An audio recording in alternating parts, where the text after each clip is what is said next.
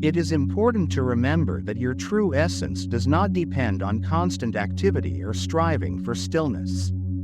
In fact, when you try to become still, you create a problem for yourself.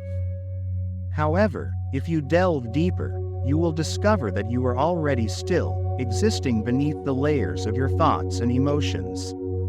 Your sense of identity and your understanding of who you are derive from the profound stillness that lies beneath the constant stream of thinking. This stillness forms the essence of your existence, your sense of I am, or your sense of being. Unfortunately, many people remain unaware of this truth as it shines through the veil of their thoughts and emotions.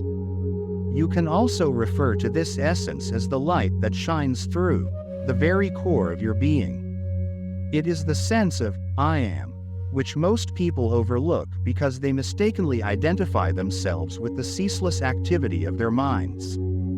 This state of confusion, where the thinking and emotions define their identity, is what we call ignorance. Please note that ignorance has nothing to do with one's level of education. As I communicate with you, every word and every sentence serve as a pointer toward this dimension of stillness. However, as we sit together, I encourage you to pay attention to the gaps between the words. These gaps hold greater significance than the words themselves, as they point directly to what lies beyond the stillness, the space, and the light of consciousness itself. This formless, spiritual essence does not require your intellectual understanding or any mental effort to draw closer to it conceptually. You must relinquish the need to comprehend it through thinking or to even understand yourself. So, as we sit here, recognize that thinking is not of utmost importance. If thoughts arise, allow them to come and go, but remain rooted in the presence that exists behind the thinking, the deeper I am that you are already. Otherwise, if you become lost in thinking, the pseudo-identity of I am is assumed by the incessant stream of thoughts. This condition can be quite dreadful, yet it is considered normal. Therefore, as we sit here, let us summon the courage, with a little assistance, to embrace the state of not knowing. In this state, there is no judgment or knowing. It is a beautiful liberation when you no longer rely on the activity of your mind to define who you are. That is precisely why we are here, to connect with the state of being, the depths of being. You are the formless light that shines through everything that arises in your life.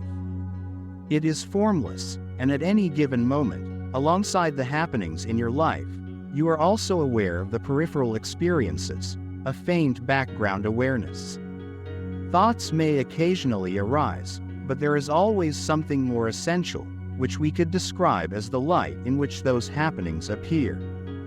This light is the one thing that cannot be doubted. You may question the reality of external events, recognizing their dreamlike nature as they come and go.